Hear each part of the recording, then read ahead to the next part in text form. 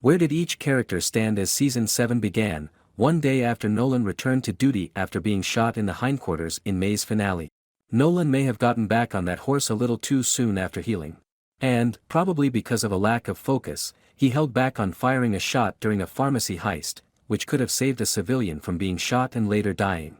But a pep talk from Gray helped to get him back on track. Gray, by the way, was promoted to lieutenant in the aftermath of the corruption scandal/cleaning up. However, as he confessed with the rookie, Feds Garza, he feels a little terrible about how he got the job.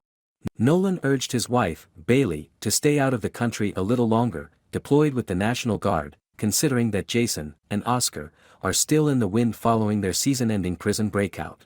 Monica is also still at large, having most recently avoided Interpol in Bolivia. Juarez has begun her final 30 days as a rookie, and is excited to be wearing short sleeves, but she is doing it alone.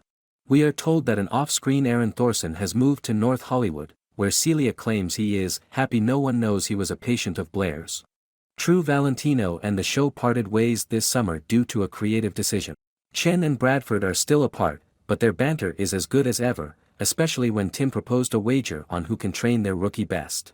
Tim is assigned to Miles, aka the Ringer, aka Texas, who is more than glad to tell you that he technically isn't a rookie, having spent 2 years on a Texas police force, whereas Lucy intends to take a more modern approach when making her debut with Seth, aka the Virgin. What were the new boot's worst day one offenses? Seth threw up all over a crime scene after discovering an overdose victim, who, he later revealed, reminded him of when he discovered a high school girlfriend similarly deceased, whereas Miles irritated Tim 4 times, including joking that they shoot out the tires of a suspect they were pursuing. Try to suck less on day 2 is Tim's wise suggestion to Miles. At the end of the show, Lucy and Tim agreed that day 1 of the bet was a wash, and Tim bid her a nice goodnight. Previously, we saw Miles living in his car, which was parked on a random street. Following the revelation of LAPD corruption last season, Wesley has been tasked with ensuring that the department remains flying straight. Wife Angela Lopez vows to cut a bitch if anyone gives him a hard time. Wesley, in his new role as hall monitor, analyses tapes of officers' sessions with Blair, the compromised LAPD psychologist.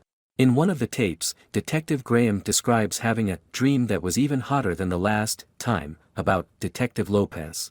The things she did to me. All I can think about is how much I want to, but Wesley slams off the tape soon away, and later side-eyes Graham in the break room. Graham considers it amazing that Lopez did not end up with a cop, but instead established a family with Wesley. Afterward, compelled by confidentiality, Wesley could only obliquely lament to Juarez about how one can't unknow what they know. At nightfall, he asked his wife if she was happy. Though surprised by the question, Angela told him, in general, yes, I'm very happy. After that, Wesley readily accepted her invitation to put down her Seduced by a Sniper Airport novel and fool around.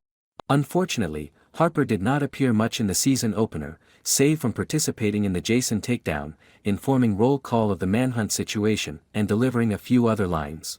But rest assured, drama awaits her and her husband, James, next week. Thank you for watching.